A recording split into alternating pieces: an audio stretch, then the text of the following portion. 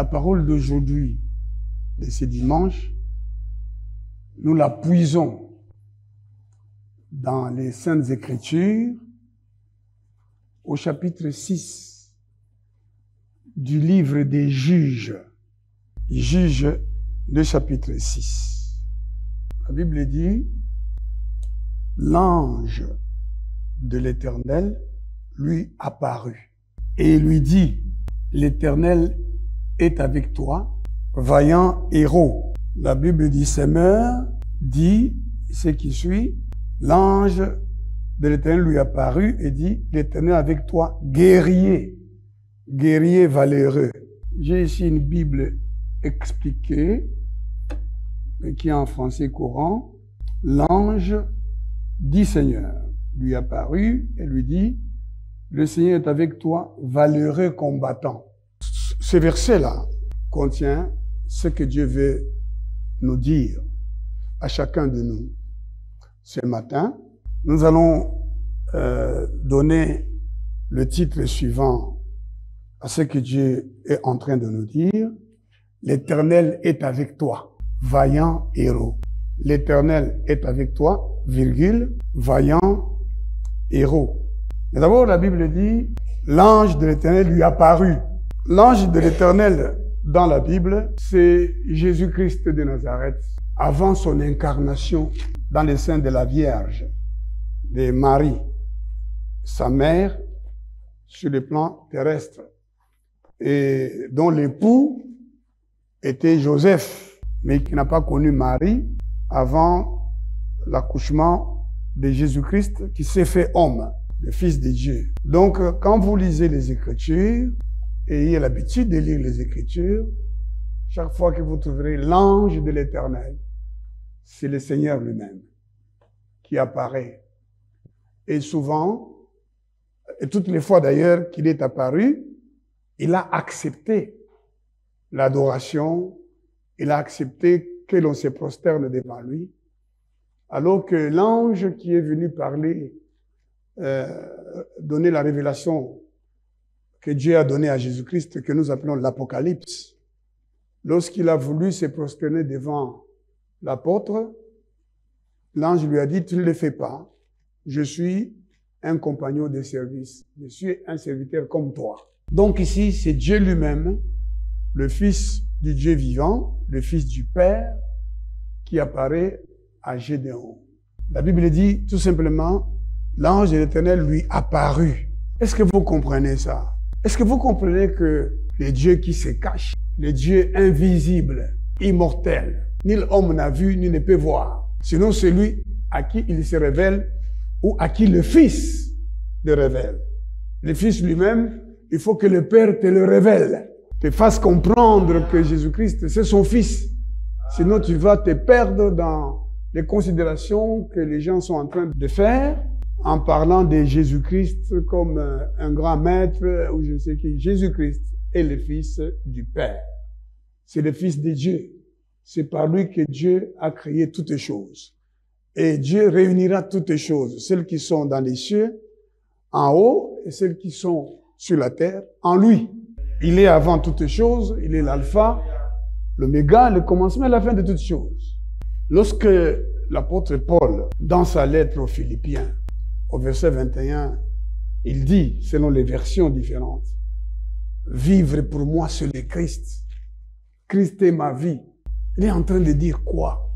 Que tous ceux qui vivent loin de la parole de Dieu ne vivent pas. Et tout ce que le diable fait, c'est que tu n'aies pas la vie.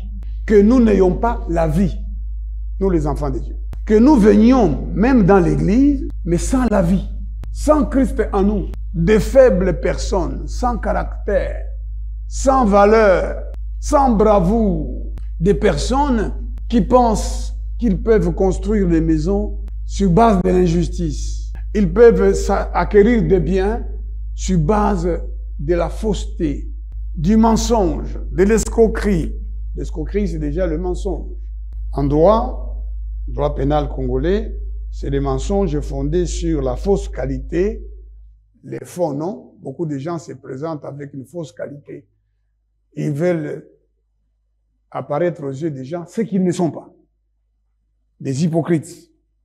Le but, c'est de te retirer quelque chose, de t'amener, de provoquer chez toi la décision de leur donner quelque chose. Tu leur donnes, mais tu ne leur donnes pas parce que tu as voulu les donner, parce qu'ils t'ont fait croire que tu avais affaire à une personne qui a telle qualité, que tu avais affaire à une personne qui a tel nom, ou sinon, ils utilisent des théâtres, les scénarios, ce qu'on appelle les manœuvres frauduleuses, pour t'amener à leur remettre quelque chose. Et il y en a comme ça, très nombreux dans les églises. Hier, j'ai parlé avec quelqu'un qui, à Bukavu, a acheté une propriété. Il a acheté de qui? Des gens de l'église qui prient avec lui. Ils lui ont vendu la propriété à peu près 325 000 $. Et ceux qui lui ont vendu sont allés dire au locataire. Et lui, il a dit verbalement au locataire, voilà, tu peux rester 3 mois. Et puis après, bon, tu pourras libérer la maison. De bonne foi.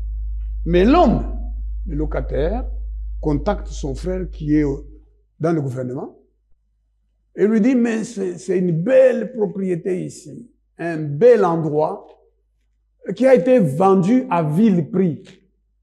Tu peux l'acquérir en proposant plus à ceux qui ont vendu. Oui. Et ceux qui ont vendu, qui sont des frères en Christ, dans la même église, quand ils apprennent qu'ils peuvent obtenir plus, le double ou même le triple, ils veulent renoncer à la vente. La vente est parfaite dans notre droit quand les personnes concernées se sont convenues de la chose et du prix. Et en matière du meuble, hein, les certificats d'enregistrement, si le certificat d'enregistrement fait preuve de pleine foi, donc c'est la preuve de la propriété, mais l'acte translatif de la propriété, l'acte qui transfère la propriété, c'est l'acte de vente. Donc, ils n'étaient plus propriétaires. Ils ne peuvent plus vendre cette maison-là. C'est un céliona. L'infraction qui consiste à vendre une propriété, un immeuble, un bien immobilier qui n'est pas le vôtre. Mais ils sont dans la même église. Ils prient dans la même église. Et l'homme qui est au gouvernement a utilisé le pouvoir judiciaire pour arrêter ce monsieur qui a acheté de bonne foi, qui est frère dans la même église. Et on l'a arrêté, lui et sa femme, pendant quelque temps. Et on l'a chassé de sa maison. Et l'affaire est ici maintenant, devant l'autorité judiciaire. Mais ce sont des gens qui lèvent les mains vers le Seigneur ensemble, dans la même église. Mais regardez ce qu'ils font. C'est comme ça. Beaucoup de gens sont dans les églises, mais ils n'ont rien à voir avec Dieu. Quand l'apôtre Paul dit « Christ est ma vie », Dieu apparaît et dit « L'Éternel est avec toi, donc tu es un vaillant héros ». C'est pour dire que être chrétien, c'est vivre, c'est avoir la vie, et la vie éternelle, et la vie en abondance. Et cette vie consiste en quoi? Pour que vous-même vous sachiez si vous êtes en Christ. Cette vie consiste en quoi? La vie en vous, elle vous pousse à obéir à la parole de Dieu. La nature divine que Dieu vous donne, elle produit en vous d'autres désirs. L'apôtre Paul écrit aux Romains, au chapitre 8, versets 14 à 17. Il dit, l'Esprit lui-même rend témoignage à votre esprit que vous êtes enfant de Dieu. Et l'Esprit qui est en vous, c'est l'Esprit du Père qui vous pousse à appeler Dieu votre Père. Vous sentez en vous-même que vous ne pouvez pas dire ça. L'Esprit qui est en vous vous convainc que vous ne pouvez plus tenir ce langage. C'est ça ce qui fait que quelqu'un est chrétien. Un chrétien, c'est quelqu'un qui se répand facilement et qui demande facilement pardon. Il n'a pas besoin qu'on vienne lui dire. Parce que l'Esprit est en lui. L'Esprit lui-même te rend témoignage que tes paroles ne sont pas conformes aux Écritures. Tes pensées ne sont pas conformes aux Écritures. Les chrétiens, c'est ça la différence avec le païen. Le païen, tu peux même lui dire, mais ça, ce n'est pas juste. Tu ne comprends pas. Saoul est tombé pourquoi? Lui que Dieu avait choisi, roi, qui dépassait les enfants d'Israël. Tous qui les dépassaient en taille. Samuel lui explique, mais on t'a dit d'aller détruire et de dévouer par interdit tous les Amalécites. Mais tu as épargné les brebis, tout ça. Il dit non, moi j'ai fait. Et puis il le dit, hein, j'ai obéi à la parole de Dieu. Je vous exhorte, pour votre propre instruction, pour votre propre salut, lisez un peu le chapitre 15 de 1 Samuel. Tout ce chapitre 15. Vous allez voir comment Saoul, qui était destiné à être très grand, va lui-même perdre, va lui-même détruire, alors qu'il était censé régner, être un grand roi. Mais Dieu va lui préférer un autre. Lisez ce chapitre 15. Vous allez voir aussi comment vous pouvez tomber. Alors que vous êtes un vaillant héros. Vous êtes un vaillant héros. Et Dieu n'est pas loin de vous. Et vous risquez de vivre votre vie en pleine errance. Vous savez, mes frères, j'ai médité les livres de Jérémie. Et quand je me suis retrouvé au chapitre 22, j'ai lu des paroles qui m'ont vraiment interpellé. Dieu parle de Konia, ou Jékonia, qui est le même fils de Jehoiakim. Il était roi. Il n'a régné que 3 mois seulement. 3 mois seulement. Et Dieu était vraiment en colère contre lui. Dieu dit que ce roi-là, c'est un pantin méprisé, brisé, un objet, quelqu'un a rejeté. Et voici ce que Dieu dit. Voici ce que déclare l'Éternel. Inscrivez. Suivez vraiment ce que Dieu est en train de vous dire. Il était roi, mais n'a régné que 3 mois. Ton élévation peut durer seulement 2 mois. Si tu ne veux pas écouter. Tu es quelqu'un que Dieu a décidé d'élever, mais ça ne va pas durer. Et tu vas perdre. Tu vas tomber. Toi qui es destiné à devenir très grand ou très grande, si tu es une femme. Et le Seigneur dit ce qui suit. Inscrivez, bon comment, inscrivez que cet homme sera privé d'enfants et qu'il ne réussira rien pendant toute sa vie. Jérémie, chapitre combien? 22, verset 30. Mais c'est bien de lire tout le chapitre 22. Cet homme-là, qui était roi, Dieu décide que c'est terminé, il va aller en exil. Et puis Dieu dit, inscrivez, retenez et mettez-les par écrit. Cet homme-là ne prospérera jamais dans sa vie. Il ne réussira à rien. Mais mon frère, ma soeur, tu es destiné à réussir. Quand Dieu dit, tu es un vaillant héros. Héros, par définition, c'est un demi-dieu. C'est un dieu. C'est une personne qui a fait preuve de qualités particulières. Et les gens l'ont divinisé. Dans l'Antiquité, c'était ça la définition. Aujourd'hui, le héros, ou l'héroïne, je ne parle pas des personnages des romans. On appelle aussi des personnages principaux des romans. Mais je parle des personnes qui font preuve de bravoure, qui font preuve d'intégrité de cœur, qui font preuve de valeur. Vous voyez Ruth la Moabite. Ruth la Moabite, son destin était celui des personnes rejetées par Dieu. Parce que les Moabites, ce sont les enfants de Lot avec sa fille. Ils étaient maudits, ils ne pouvaient pas entrer dans l'assemblée de Dieu. Et donc, Ruth faisait partie des gens maudits. Et quand Naomi et son mari quittent Bethléem, écoutez-moi très bien, mes frères et sœurs. Ils quittent Bethléem pour aller à Moab. Mais vous savez ce que signifie Bethléem? La maison des pains. L'Éternel est avec toi. Tu devrais demander à l'Éternel de t'apparaître, de te révéler le projet qu'il a avec toi. Il y a des choses que Dieu a prévu de faire avec toi. Là où tu es, toi tu veux quitter l'endroit où tu es. Là où Dieu t'a établi, le diable te fait croire que tu réussiras si tu allais à tel endroit. Tu réussiras si tu faisais ceci. Alors que c'est là où tu es, dans le pays de ta naissance. Dans la petite maisonnette où tu te trouves là, ne pars pas de là avant que Dieu ne t'ait dit quoi que ce soit. Tu peux aller habiter dans une grande maison, mais c'est pour le malheur. Demande toujours à Dieu, Seigneur, voici l'endroit où tu m'as planté. Je prie que tu apparaisses à ton serviteur.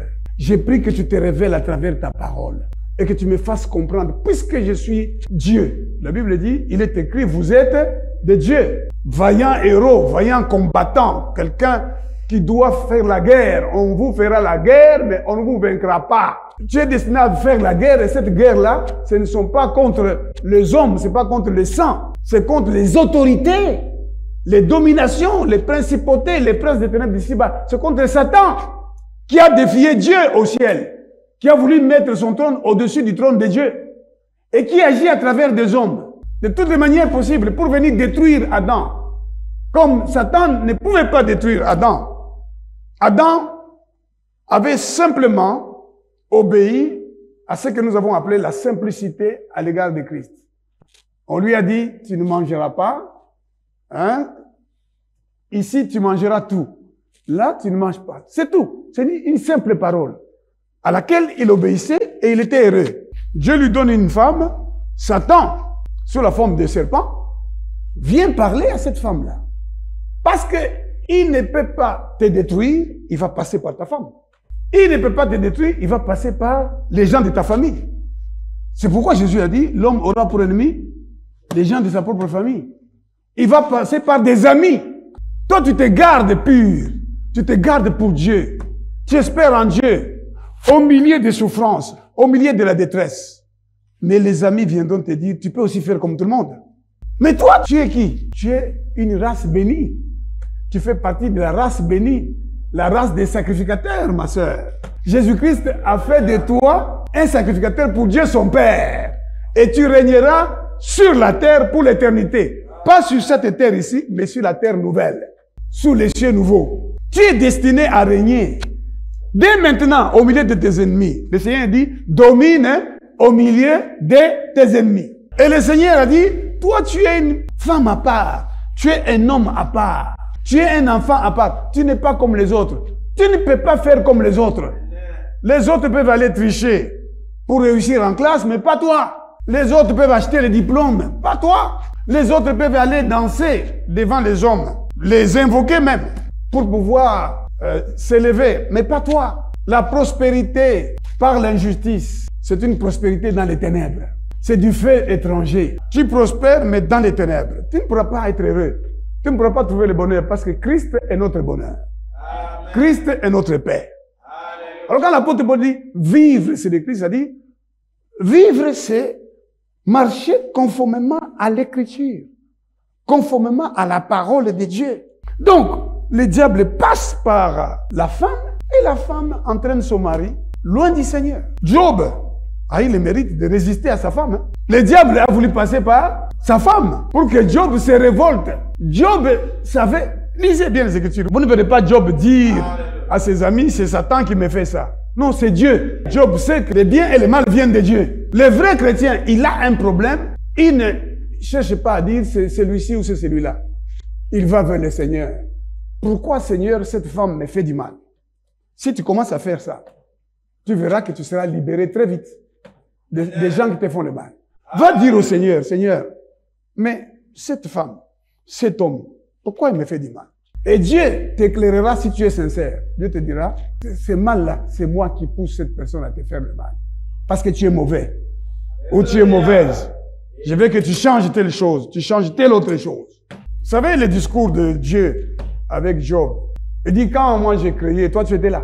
Hein? Toi tu peux t'opposer au caïman là. Il lui présente ces animaux-là terribles. Et qu'est-ce que Job dit? Je croyais te connaître, mais je ne te connaissais pas. N'est-ce pas? Je me répands. Et Dieu l'a élevé maintenant. Il y avait quelque chose que Dieu voulait changer chez Job. Bien que Job était un homme qui craignait Dieu, n'est-ce pas? Il craignait réellement Dieu. Il se détournait du mal. Mais Dieu avait encore quelque chose à faire en lui. Rechercher la perfection. Soyez parfaits comme moi, votre Père, je suis parfait. Donc, ma sœur, mon frère, Dieu veut changer quelque chose chez toi pour que tu le connaisses mieux. Tu prétends connaître Dieu, mais tu ne le connais pas. Vivre, c'est le Christ, ça veut dire que le chrétien, lui, il vit comme la Bible le dit. Il lit la Bible, il respire la parole de Dieu. La parole de Dieu habite richement en lui. Il vit comme Dieu le veut. Tu es une personne mise à part, ma sœur, mon frère. Tu es mise à part. Tu dois toi-même, même quand tu marches, tu dis oui, je suis une fille, je ne mange pas peut-être bien, ou je marche à pied, nous n'avons pas ce que des voisins ou d'autres gens ont, mais Christ en moi, c'est l'espérance de la gloire. Je ne vais pas faire comme les autres filles. Je ne vais pas m'essuyer comme les autres filles. Je ne vais pas parler comme les autres filles. Moi, je vais parler comme l'Esprit et la parole le disent. La femme chrétienne, elle a un esprit doux et paisible. La chrétienne, elle a un esprit doux et paisible. Elle s'habille de manière décente, avec pudeur. Alléluia! Et des paroles aimables. Si elle est mariée, des paroles aimables sont sur sa bouche, ses lèvres. Tout le temps, elle fait du bien à son mari. Tout le temps. Jamais du mal. Une femme biblique, une femme chrétienne, elle est d'un esprit doux et paisible. Comme Sarah, elle ne fait pas ni de tresses ni d'or ni de perles. Donc, les vraies chrétiennes sont devenues des filles. Mes frères, lisez bien ce livre-là de 1 Samuel chapitre 15 et méditez bien Jérémie chapitre 22, cette histoire de Konia ou Jehoiakim ou Jekonia qui est devenu roi. Et Dieu dit, tu es comme un pantin, tu ne vaux rien, tu n'obéis pas. Maintenant, on va inscrire. Inscrivez. Donc, il y a des gens comme ça. Est-ce que vous me suivez? Vous ne le savez pas. Vous voyez seulement une fille qui est belle, un homme qui est beau, mais vous ne savez pas ce qui est inscrit au ciel à son sujet. Il était inscrit au ciel au sujet de Jehoiakim, ou Konia, ou Jekonia. Inscrit quoi? Que cet homme-là n'aura pas d'enfant, sera privé d'enfant. Il ne réussira à rien pendant toute sa vie. C'est Dieu qui dit ça. Ça, c'est dans la version de Semeur que je lis. Mais vous pouvez aussi regarder dans la version que vous avez, et je vais regarder aussi dans l'autre version, Jérémie, le chapitre 22, le verset 30. Ainsi par l'Éternel, inscrivez cet homme comme privé d'enfant, comme un homme dont les jours ne seront pas prospères. Donc, il y a des gens comme ça à cause de leur mauvaise vie, parce qu'ils ont désobéi, parce qu'ils ne plaisent pas à Dieu. Ils ne vivent pas le Christ. Vivre, c'est le Christ. Et le Christ, c'est la parole de Dieu. Au commencement était la parole et la parole était Dieu. Elle s'est faite chair. C'est Jésus de Nazareth. C'est la parole. Donc, si Christ est en vous, vous avez tout le temps envie de méditer la parole. C'est votre vie. Vous voyez le monde. Le monde nous a gratifié de Facebook, de tous les réseaux sociaux, du téléphone. Et vous verrez les gens, même les mamans dans les villages, elle porte son pagne, le téléphone est quelque part ici. Elle est en train de faire la cuisine, le téléphone est là-bas. Mais pas la parole de Dieu. Et les gens se justifient, ils vont même dans les églises avec les téléphones. Pas avec la Bible, ils n'ont pas de Bible. Mais ils disent, non, j'ai téléchargé, j'ai la Bible là-dedans. Mais la Bible en question, ils ne la consultent même pas. Ils ne la lisent même pas. Et, oui, Jekonia a régné 3 mois, et vous prospérerez pendant un temps. 5 mois, 1 an, même 10 ans. Et vous terminez comment? Vous savez, mes frères, je n'ai pas rencontré le président Mobutu, mais j'ai rencontré, à sa demande, le président Laurent Désiré Kabila. J'étais près de lui. Et puis, c'est moins de 3 ans avant sa mort. Quand maintenant on termine, on se salue, j'ai dit, Excellence, j'ai admiré votre humilité. Il a ri. C'est un homme court, hein? Laurent Désiré Kabila. Et j'ai eu l'occasion de rencontrer son successeur plusieurs fois. Je restais pendant des heures en train de causer, soit chez lui, soit dans son bureau. Joseph Kabila. Je lui ai parlé longuement de Jésus-Christ. Le président actuel, avant de devenir président, il était dans l'église ici. Nous avions parlé longtemps avec les candidats qui formaient avec moi le collectif de candidats présidents. Et puis, devenu président, il m'a fait appeler. On m'a appelé, on m'a dit, mais le président te cherche et tout ça. Je suis allé. On s'est parlé en présence des autres. Mais après, à ma demande, on a parlé à 2. Et je l'ai déjà rencontré après ça. Debout à l'IPN, on a parlé à 2. Là-bas, à la CENI, on a parlé à 2 rapidement. Vous voyez, je regarde. J'ai dit, voilà le successeur de Mobutu, Laurent Désiré Kabila. Et j'ai dit à Laurent Désiré Kabila, le Seigneur me dit, en présence de plusieurs témoins, certains sont morts, d'autres sont vivants jusqu'à aujourd'hui. J'ai dit, Excellence, quand vous étiez à Goma, qui vous a dit que vous étiez ce que on est en train de vous dire? Vous avez dit à Mobutu, qui t'a fait Dieu? Ils ne vous ont pas répondu. Maintenant, ils font de vous un Dieu. Tout le monde pensait qu'on allait m'arrêter. Et les gens ont dit, mais Théodore, qu'est-ce qu'il y a? Au lieu de parler de la banque centrale, parce qu'on m'avait mis dehors. Mais lui parle de ça. Moi, j'avais demandé à Dieu, je vais rencontrer le président de la République. Mais c'est pour lui dire quoi? Lui parler de, oh, Excellence, moi chassé de mon boulot, l'établissement dans les boulots. C'est ça que moi je vais dire au président de la République. Non, le Seigneur a mis en moi les paroles qui ont touché le président de la République. Je lui ai même dit, nous allons vous baptiser dans l'eau, au fleuve là, au nom du Père, du Fils et du Saint-Esprit. À la fin, il s'est tué, hein, longtemps comme ça. Et les gens attendaient que, non, on va donner l'ordre qu'on m'arrête. C'est tu, il a regardé comme ça. Il était comme ça. Et puis, il dit, vous avez raison. Il faut pratiquer la justice. Quand je rencontre le président Joseph Kabila, je lui parle longuement de Jésus-Christ. Le président Tshisekedi, je lui ai parlé de Jésus-Christ ici, et quand il est devenu président, au palais de la nation. Voilà, successeur de Mobutu. Mais qui est Mobutu? C'est Seko. C'est cet homme-là que moi j'ai vu quand j'étais élève ou étudiant, je crois élève. Je viens de l'école, je vois d'abord la file des gens sur la route. Mobutu va passer ici. Moi j'étudiais dans le complexe Kiwele, à Lubumbashi, pour ceux qui connaissent Lubumbashi. Donc il vient passer avec le président burundais et rwandais, je crois. Ils sont à 3.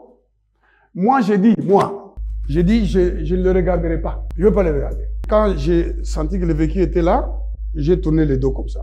Mais je ne sais pas qu'est-ce qui s'est passé. Quand le président arrive au niveau de là où j'étais, on dirait que quelqu'un m'a retourné comme ça là. Ces gens-là ont des pouvoirs. Hein? Je me suis retourné, je l'ai regardé, je l'ai vu de près. Avec une peau, on dirait qu'il a de tout. Quelle beauté! J'ai regardé, je dis, ah, c'est ça Mobutu. C'est la seule fois où moi je l'ai vu comme ça. Et Mobutu, c'est Seko. Mes frères et sœurs, cet homme-là, on l'a déifié ici au Congo. Quand on chantait dans ma langue, Djale Lutubanjila Ngaye, Mulopwe Mobutu, dans ma langue. Kubanjila, c'est contempler. C'est une chanson qu'on chantait pour un esprit chez nous, qui, lorsqu'il sortait de l'eau, les chefs coutumiers allaient les chanter. Parfois, on lui donnait même une épouse, hein, dans une case là. Et puis là où il est, il y a de l'eau chaude. Mais on a chanté ces chansons pour Mobutu. Banani babongisa Zairo, Mobutu yonde tata yo mobongisi, Mobutu. Et Mobutu disait, on ne dira pas. Si J, l'ex-président, c'est-à-dire, on ne dira pas dans cette tombe, c'est l'ancien président ou l'ex-président. Et il dit aux militaires, quand j'ai dit quoi que ce soit peut arriver dans ces pays, je l'ai dit parce que moi, mon espérance, c'est vous. Natchaka Maïre Nangai, béret rouge, béret vert. Mobutu Sese Seko a fui le pays. Mobutu Sese Seko est allé mourir, hein, au Maroc, enterré par quelques personnes. Mobutu Sese Seko, enterré par quelques personnes. Les présidents qui lui succèdent, Joseph Kabila, est-ce qu'ils tirent les leçons de ça? Est-ce qu'ils réfléchissent? Est-ce que nous, les Congolais, on tire les leçons de ça? La Bible dit c'est la prospérité du Seigneur qui enrichit. Il ne la fait suivre d'aucun chagrin.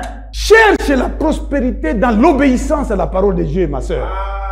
Cherche à t'élever. Le Seigneur dit, tu es un vaillant héros. Mais tu n'es pas un vaillant héros si l'Éternel n'est pas avec toi.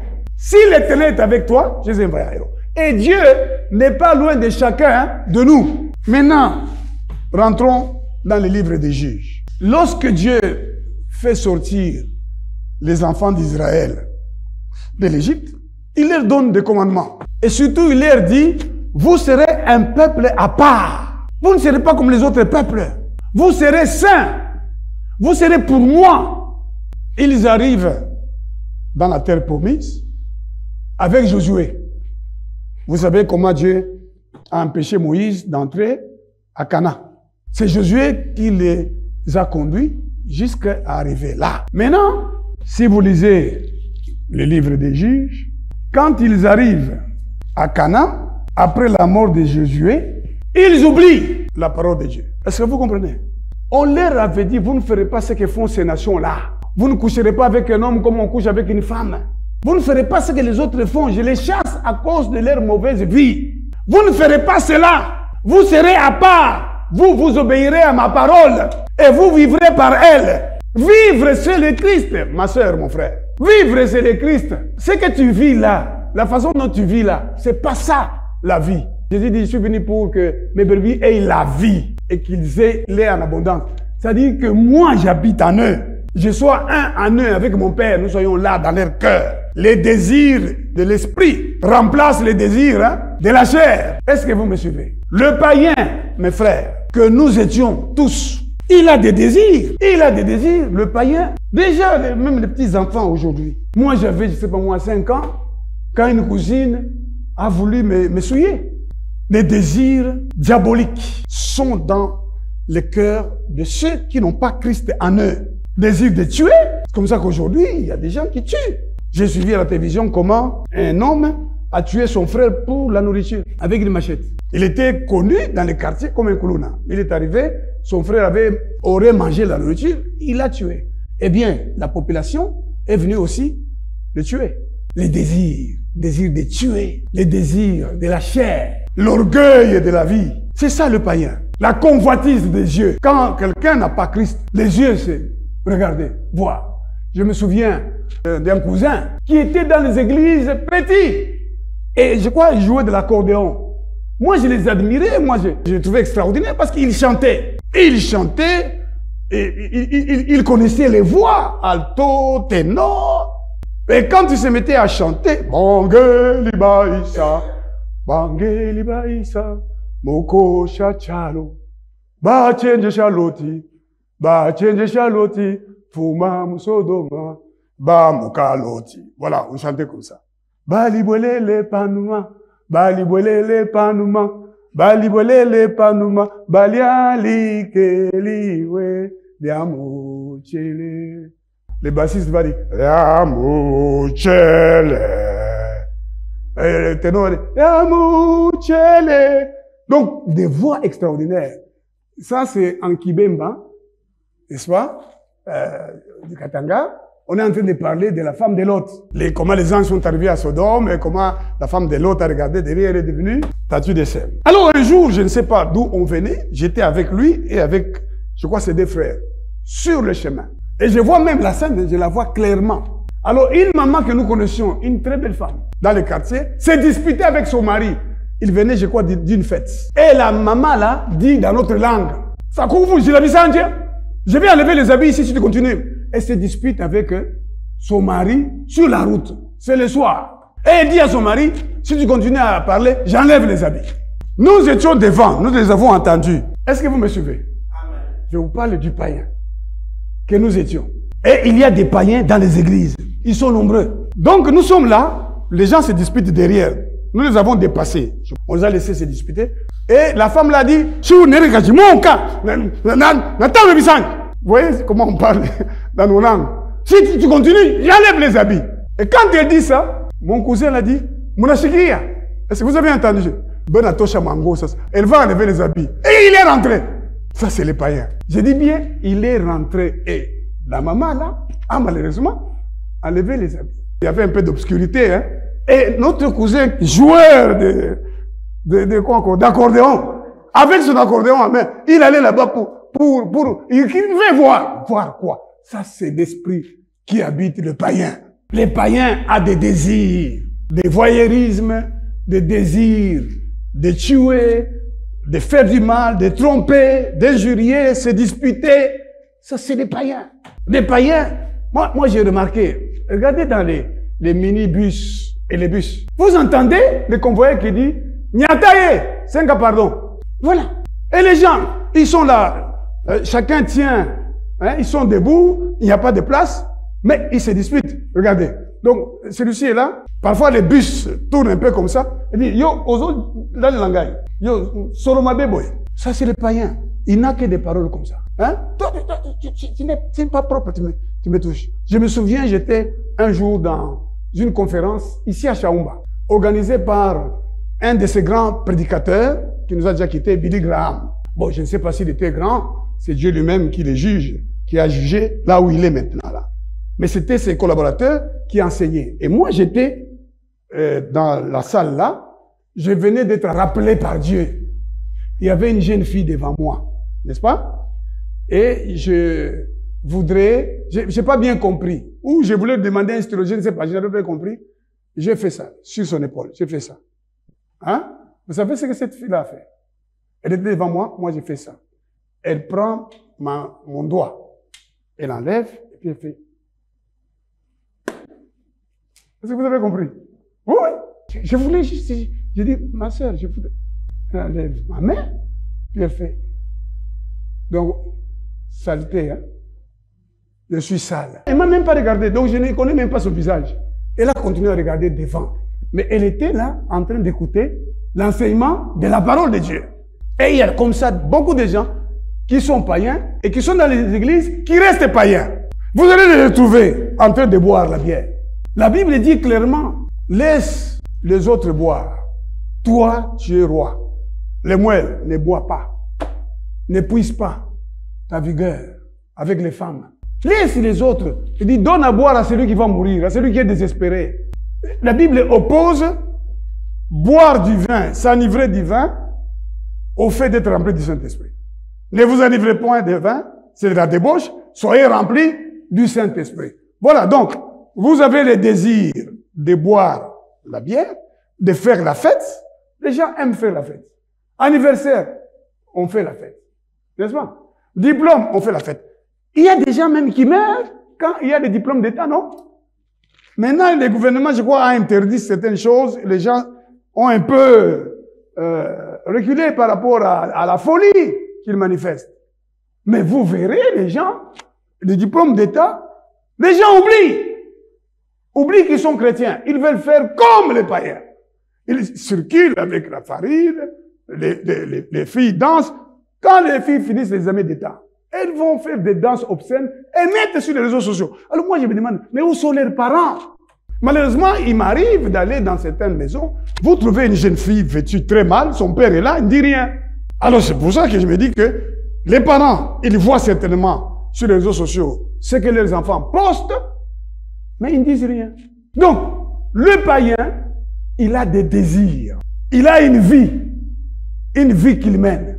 Lorsque nous ne connaissions pas le Seigneur, mes amis et moi, nous pensions que la vie. Oh, et puis on disait, Ibi Akouchara, Bitabakia. Alors on allait danser comme ça. La vie est courte, il faut en profiter. On allait danser dans les bars, les boire. Parce que c'est ça. On croyait que c'est ça la vie. N'est-ce pas? Et on se disait, tu ne sors pas aujourd'hui. Les week-ends, hein, on est à l'université. Tu dis, ça, c'est tes amis qui disent, mon cher, Léo, ou mon yekoufoua, donc aussi au koufi. Parce que tu ne sors pas. Et il faut sortir et aller dans une fête ou aller dans un bar. On croit que c'est ça la vie. Et il faut sortir avec une copine. Et sur les campus, là, il y a un esprit qui règne sur les campus. Et vous le savez, non? Pour vous qui avez été sur les campus. Là, à l'université de Lumbashi, parce que quand je suis venu faire le droit, j'étais déjà chrétien, donc je n'étais pas concerné par ça. Mais là, à l'université de Lumbashi, parce que j'ai fini en 85, hein, quand certains parmi vous n'étaient pas encore nés. Je suis licencié en sciences politiques. Moi, je suis d'abord politologue. Avant d'être juriste, je suis politologue. Alléluia. Amen. Lorsque nous étions sur le campus, il fallait avoir une copine en première graduat lorsque tu étais en deuxième ou en troisième graduat. Moi, j'avais une en première licence, alors que j'étais en deuxième graduat. Donc, le contraire de tout le monde. Oui, oui. Et on allait jouer au football. J'étais gardien de but, comme vous voyez là. Gardien de but. Et boxeur. Boxeur, et quand je donne un coup, tu tombes. Et on croyait que c'est ça la vie. Et puis, quand tu marches, moi, je me souviens d'un oncle qui est venu me voir. Il me dit, mais je vais traduire pour vous. Théo, on a chima tout ça, m'bata moi ya venu. On a chima vile. Mon nom est chima qui veut dire, chima ma allez. Il faut on a chima ma pause. Il m'explique ça. Hein? Et puis, il me dit, Tembe Ambel. Je marche, je dis, non, c'est pas comme ça. Et il m'explique, hein. Il dit, mon neveu, mais toi, quand tu te mets debout, c'est comme un canard, là. Hein? C'est pas comme ça, dit. Il faut que quand tu te mets debout, tu as une pause. Vous ne remarquez pas les jeunes femmes d'aujourd'hui. Même quand elles causent, il faut la pause, non? Vous n'avez jamais remarqué ça? Il faut les pieds devant. Même quand elles s'asseyent, surtout quand elles portent leurs souliers à sandales avec les beaux pieds, c'est comme ça, on s'assoit comme ça. Vous ne le savez pas. Même pour causer. Bonjour. Oui, qu'est-ce que je peux faire pour vous? C'est ça. Moi, on m'apprenait par mon oncle là. Il m'a appris, il dit, maintenant, marche. Je marche, je dis, non, c'est pas comme ça. Et puis, je porte la chemise, je dis, non. Et il m'apprend comment enfoncer la chemise et faire une ligne là-bas. Il dit, il faut que la chemise s'étende là. Il faut une fois en pause. Et il entre dans ma chambre, il dit, ah, petit. C'est comme ça que tu vas faire entrer quelqu'un ici.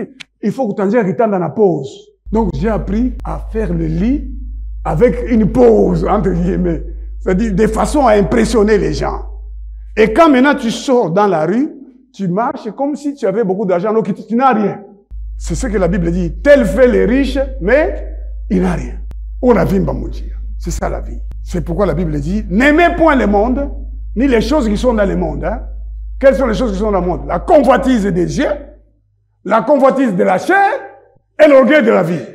Et je vivais avec un jeune homme que des gens ont connu ici à l'église. Là, à l'époque, je les cherche, je ne les vois pas. Je les trouve sur l'avenue. Il y a une avenue sur le campus de Lubumbashi qu'on appelle Che Guevara. Je ne sais pas si c'est la même. Il est assis dans les terrassiers là. J'ai dit, mais qu'est-ce que tu fais ici? Il dit, je me rince l'œil. Se rincer l'œil, c'est-à-dire regarder les filles qui passent. Il dit, mais je suis fatigué de rester dans la maison, je viens ici pour regarder. Convoitise des yeux. Regardez comme ça. Jusqu'à aujourd'hui, les gens ont la convoitise des yeux. Il les regarde et dit, ah, il est vraiment beau celui-là. Oh, elle est belle. La convoitise de la chair, l'orgueil de la vie. Voyez les gens comme ça. Hein? Il y a des femmes comme ça, avec orgueil de la vie. Son mari l'appelle, viens ici. Oui. Son mari. Est-ce que vous savez ça? Il y a des femmes comme ça. Ma femme. Oui. Qu'est-ce qu'il y a? Pardon? L'orgueil de la vie. Son mari l'appelle et dit, qu'est-ce qu'il y a? Il y a des femmes comme ça. Il y a aussi des enfants comme ça. Son papa l'appelle. Mon fils. Ouais. Un jour, j'ai entendu mon fils, il l'appelle et dit, ouais. Dis ici d'abord, tu as pris ça où? Qui t'apprend à parler comme ça? Tu ne parleras jamais comme ça. Oui. Les enfants apprennent ça à l'école, ils apprennent ça dans des dessins animés qu'on leur montre. Je lui apprends, voilà, c'est comme ça. Nous, quand on a grandi, c'est souvent, on t'appelle présent. Papa t'appelle, tu dis quoi? Présent. J'ai remarqué que ma femme qui vient de Lubumbashi, quand je l'appelle, elle répond présente. C'est comme ça, parce qu'elle a grandi dans cette éducation-là. Mais les Quinoises ici, madame, Nini Yango, n'est-ce pas? Toi, son mari, tu l'appelles, hein? Nini Yango, ceux qui français, à Kolobapé, la français. Mais tu m'appelles pourquoi chérie? Moi, je suis en train de préparer pour toi. C'est quoi les problèmes? Surtout, français. L'orgueil de la vie. La convoitise des yeux, la convoitise de la chair. Dieu a dit aux enfants d'Israël, vous ne ferez pas l'homosexualité, tout ça. Ils arrivent à Canaan, ils oublient. Qu'est-ce que Dieu va faire? Dieu les a livrés à leurs ennemis. Dieu les a livrés. Il a livré son propre peuple. Mon frère, ma soeur, demande-toi si Dieu ne t'a pas livré à la maladie, Dieu ne t'a pas livré à des difficultés, Dieu ne t'a pas livré à quelque chose pour pouvoir te chercher. Il faut demander à Dieu dans vos prières, Seigneur, pourquoi me livres-tu? Si vous connaissez le Seigneur, tu vas dire, Seigneur, pourquoi mes ennemis dominent sur moi? Pourquoi ceci ne marche pas? Le Seigneur te dira, tu as abandonné ton premier amour. Tu ne m'aimes pas. Tu ne vis pas. Toi, tu crois que tu vis. Tu crois que tu es vivant ou que tu es vivante, mais tu es déjà mort ou tu es déjà morte. Parce que la parole de Dieu, c'est ça notre vie. La parole de Dieu, lue, méditée et mise en pratique dans tout ce que nous faisons. C'est ça notre vie. Si nous ne faisons pas cela, mes frères, nous ne vivons pas. Et nous risquons d'être livrés par le Seigneur. Alors, nous arrivons au chapitre 6 que nous avons lu, des Juges. Chaque fois que les enfants d'Israël péchaient, Dieu les livrait, il suscitait lui-même quelqu'un pour les délivrer, les juger ou même les gouverner. C'est celui-là qu'on a appelé le juge. C'est ça le livre des juges. Donc vous comprenez le livre des juges quand vous allez les lire. Donc c'est le livre dont les personnes centrales sont les juges. C'est pourquoi on l'appelle les juges. C'est des personnes qui non seulement délivrer Israël, mais aussi des personnes qui pouvaient les gouverner, mais aussi les juger, délivrer militairement Israël. Et donc, au chapitre 6, qu'est-ce que nous apprenons? Que Dieu a livré les Israélites. Vous êtes là au chapitre 6? Le verset 1 dit, les Israélites firent de nouveau ce qui déplaît au Seigneur. C'est pourquoi le Seigneur les livra aux Madianites pendant 7 ans. Est-ce que vous comprenez ça? Amen. Les enfants d'Israël, c'est le peuple choisi, élu par Dieu. C'est son peuple. Mais il livre son propre peuple. Ma sœur, fais attention que tu ne sois pas une personne que Dieu a livrée au péché. Mon frère, fais très attention.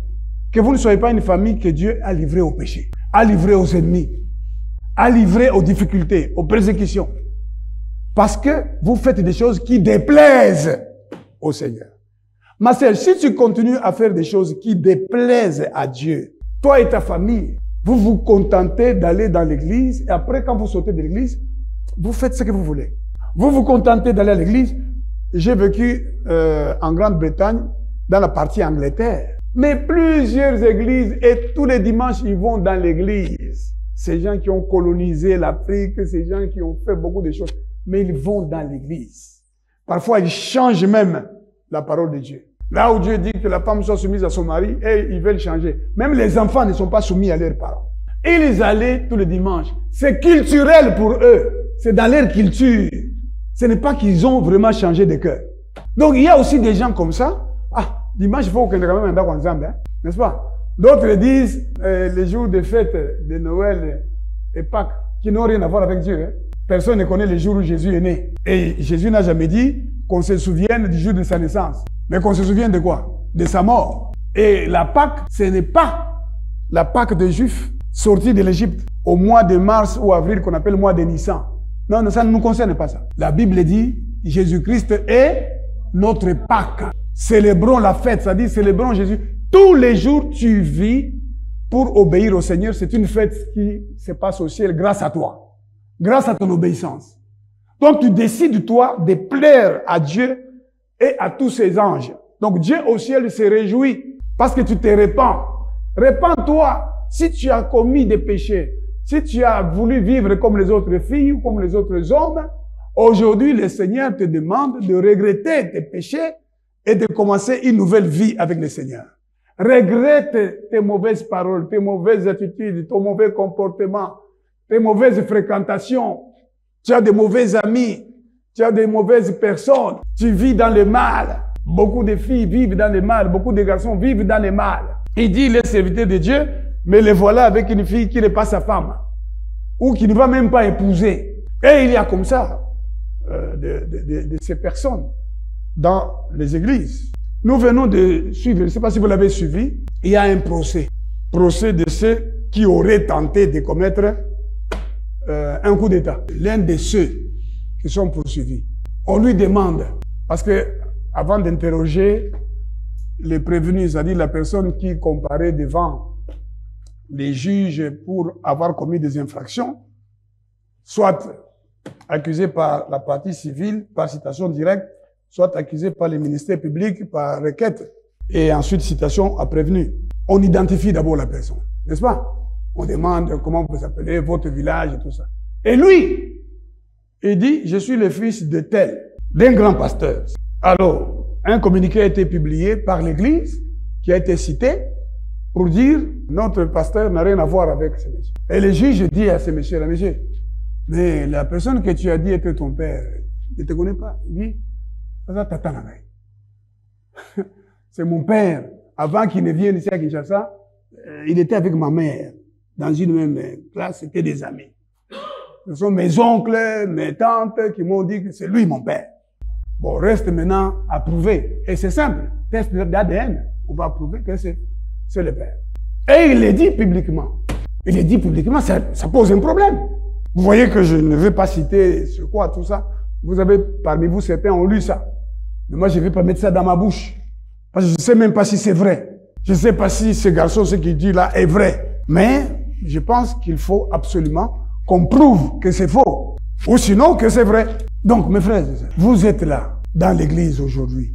Réfléchissez. Allez-vous continuer à vivre comme des morts ou allez-vous changer aujourd'hui pour vivre comme des vivants? Parce que Christ est vivant. Amen. Christ vit éternellement. Alléluia. Il est venu en chair, il est mort à la croix, il a été enterré, il est ressuscité. Il vit en nous. Si Christ est en toi, tes désirs doivent te porter vers sa parole. Ma soeur, pourquoi tu ne lis pas la parole de Dieu? Pourquoi tu ne la médites pas? Pourquoi la parole de Dieu n'est pas devenue du miel pour toi? Jérémie dit, j'ai dévoré la parole. Il faut que tu dévores les Écritures, que tu trouves même du plaisir à lire la parole. Je vous parle de ce que j'ai déjà expérimenté moi. Vous lisez la parole, vous trouvez même du plaisir. Et vous priez. Parce que prier, comme je vous l'ai toujours enseigné, c'est citer les Écritures devant Dieu. Par exemple, quand j'ai lu, inscrivez cet homme comme privé d'enfant, comme un homme dont le jour ne sera pas prospère, ou comme un homme qui ne réussira rien. Je dis, Seigneur Dieu Tout-Puissant, ne me livre pas au péché. Ne m'abandonne pas. Fais inscrire là, au ciel, que je suis un homme qui doit prospérer beaucoup. Et je suis un homme qui doit avoir beaucoup d'enfants, comme tu l'as dit, comme tu l'as promis. Que je verrai les enfants de mes enfants. N'est-ce pas? J'ai 66 ans maintenant, moi. Et je suis fier, je suis vigoureux. Et mon premier enfant, il a 6 ans. Mais j'espère voir ses enfants. Hein? Ne rêvez pas, on dit non, Agokufa. Agokufa, c'est quoi le thé? Parce que le Seigneur dit, tu vivras. Amen. Tu vivras et tu raconteras mes œuvres. Hein? Ésaïe 65. Quand celui qui meurt à 100 ans, il est encore jeune. Donc, j'ai prié le Seigneur, que ces petits connaissent le Seigneur très bien, pour que je voie ses enfants. Ce n'est pas tout. La Bible dit, tu verras les enfants de tes enfants. Je vais non seulement voir ses enfants, mais aussi je voudrais voir les enfants de ses enfants. Et je dois toujours être debout, comme Moïse, à 120 ans, il avait toujours la vigueur. Je voudrais être toujours debout comme ça. Et puis je parle à mes enfants, aux petits-enfants. Je leur dis, vous savez, nous venons de loin. Là, certains parmi vous seront déjà partis. J'espère que vous serez là. J'espère que vous serez là. Je souhaite que vous soyez là. Hein? Que vous soyez tous là. Je veux que vous puissiez prospérer, vivre une longue et heureuse vie. Et mourir après une heureuse vieillesse. Dieu s'approche de Gédéon, qui est livré comme son peuple, n'est-ce pas? Il est livré aux Madianites. Si vous lisez les Écritures, chaque fois que les Israélites avaient ensemencé leurs champs, les Madianites venaient les attaquer. Si vous voyez, mes frères, que tout ce que vous tentez ne marche pas, allez parler avec le Seigneur. Dites au Seigneur, pourquoi tu m'as livré à l'échec?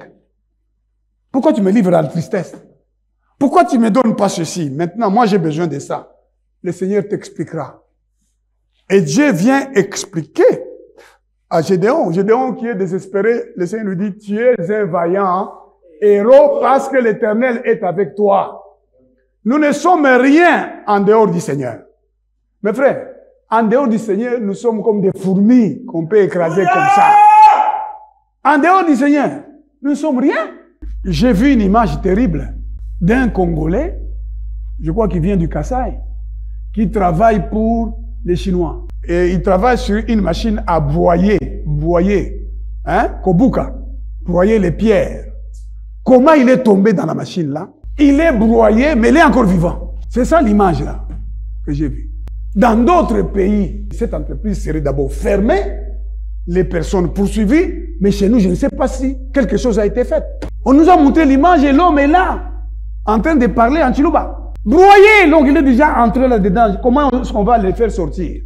Dans notre pays où on ne prend pas de mesures de sécurité, où le ministère du Travail, les différents ministères ne vont pas contrôler les entreprises pour s'assurer que les mesures de sécurité, les mesures hygiéniques sont prises pour éviter la pollution, pour éviter les accidents de travail. Ça n'existe pas chez nous. Les employeurs qui sont pour la plupart des Chinois, des Indiens, des Libanais, ils font ce qu'ils veulent. Et ils ont chacun un général ou un colonel qui les protège. On peut t'appeler un matin comme ça, dit Moussa Lessili. Allez, Kende. Pour que tu fasses les démarches et tout ça, il faut chercher un avocat, il faut aller au ministère du Travail, il faut à l'inspection du travail, ensuite obtenir les documents qu'il faut, saisir la juridiction compétente. Compliqué. Et les gens renoncent. Vous voyez? Quand j'ai vu cette image-là, d'abord j'ai senti la révolte dans mon cœur. J'ai dit, c'est quel pays qui ne protège pas ses ressortissants? La démocratie, c'est protéger les citoyens d'abord et protéger l'intégrité territoriale et les ressources du pays pour bien les distribuer à cause des citoyens. Quand on devient dirigeant, c'est pour les citoyens. C'est pour consoler, comme le Seigneur le dit, consoler mon peuple. Je deviens chef d'un secteur donné, mais qu'est-ce que je peux faire pour que les gens qui sont dans ce secteur-là puissent être protégés, puissent être considérés, puissent être rétablis dans leur dignité? C'est ça. Quand moi j'ai dit, si Dieu a prévu que je devienne président de la République, ce sera pour ça. Si ce n'est pas pour aller chercher l'argent, je vais aller chercher l'argent comment? Dieu me donne ce dont j'ai besoin. Comme avocat, comme professeur d'université. Donc je n'irai pas moi pour trouver l'argent. Si c'était ça, c'est moi qui serais Premier ministre de Kabila depuis longtemps. Parce qu'on m'a proposé tout ça. Deuxièmement, j'ai regardé cet homme. Il parlait encore. Je ne sais pas si vous avez eu cette image-là. Il parlait encore. J'ai donné ça à mon épouse. Vous savez ce qu'elle a fait? Elle a commencé à dire, elle m'a rendu ça. Je ne peux pas. Parce que c'est trop fort. C'est trop fort. J'ai regardé cette image. Moi aussi, je n'ai pas trop persisté. J'ai dit, Seigneur, qu'est-ce que l'homme? Qu'est-ce que je suis? Il peut aussi m'arriver, c'est là. Il m'est arrivé d'avoir une fracture, comme ça, là. Et puis, pas terminé. La vie s'arrête là. Si tu le veux. Alors, j'ai dit, Seigneur, ne me livre pas à la mort avant mon temps. Tu avais dit que ton esprit ne restera pas dans non plus de 120 ans. Garde-moi les 120 ans là. Fais-moi vivre les 120 ans là. Moi, je vais les vivre, que Moïse a vécu aussi. Ne me laisse pas mourir dans un accident. Si je monte dans un avion, que cet avion ne tombe jamais. Un jour, j'étais dans un avion qui allait à Kolwezi, de Lubumbashi à Kolwezi. Et il y avait des gens que vous connaissez qui chantent, qui sont connus, le mari et la femme. Et la femme était assise non loin de là. Vous connaissez, on appelle ça comment? Les trous d'air. L'avion est allé jusqu'en bas. Notre choriste a crié. Elle a crié. Ah! Moi, j'étais tranquille. Et la jeune fille qui était assise à côté de moi, mais vous êtes tranquille. Mais ma soeur, l'avion ne tombera pas. L'avion ne tombera pas. C'est pourquoi je suis tranquille. Et si l'avion tombait, le Seigneur me sortira de là. Il dit, ah, vous êtes pasteur. Je dis, je suis chrétien d'abord. Je suis enfant de Dieu et Dieu m'a fait la grâce d'être pasteur. Je dis, est-ce que tu crois? Il dit, oui, je crois. Mon père est ministre et tout ça. Je dis, ici, c'est pas le ministre qui va nous sauver. C'est celui qui vit au siècle des siècles qui va nous sauver. Alléluia! Oui. Donc, dites au Seigneur, ne me livre pas à la mort. Ne me livre pas au malheur. Et si tu as des problèmes, explique ça au Seigneur. Et commence à vivre. On a dit à Gédéon, tu es un vaillant héros. L'Éternel est avec toi. Lorsque Dieu est avec toi, lorsque tu lui obéis, lorsque tu fais la volonté de Dieu, vous tous qui croyez en lui, dans la pensée de Dieu, vous êtes des dieux. Vous êtes des dieux. Vous êtes des vaillants héros. C'est-à-dire des gens qui ont des valeurs de courage, des valeurs d'honnêteté. Vous avez la force de l'âme. Vous avez la bravoure. Vous n'avez pas peur face au danger.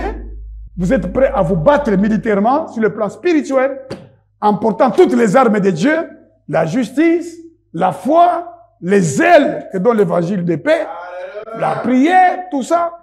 Vous avez ces armes, le casque du salut, l'épée de l'esprit, qui est la parole de Dieu. Et vous savez vaincre Satan. Satan viendra contre vous avec la tristesse. Satan viendra contre vous avec le doute. Satan viendra contre vous avec le désespoir. Vous regardez la situation que vous traversez, vous commencez à désespérer. Vous commencez même à pleurer. Souvenez-vous que vous êtes un vaillant héros. Amen. Et que l'Éternel est avec vous. Amen. Mettez en pratique la parole de Dieu. Et cette parole, vaillant héros, s'accomplira. Vous découvrirez que Dieu produira en vous des forces. Il produit les vouloir et les faire selon son bon plaisir. Amen. Vous allez voir que votre destin est grand. Il est grand. Là où les gens doivent monter 5 ans après, vous vous monterez quelques mois après. Parce que vous êtes un vaillant héros. Faites tout pour que l'Éternel soit avec vous. Que l'Éternel vous apparaisse. Que l'Éternel vienne vous fortifier. Que le Seigneur vienne vous encourager. Parce que vous êtes dans la parole, vous êtes dans la Bible, vous la méditez jour et nuit, et vous évitez le mal. Vous agissez conformément à ce qui est écrit. Et vous verrez la gloire de Dieu comme un véritable vaillant héros avec qui l'Éternel marche tous les jours. Que Dieu bénisse sa parole.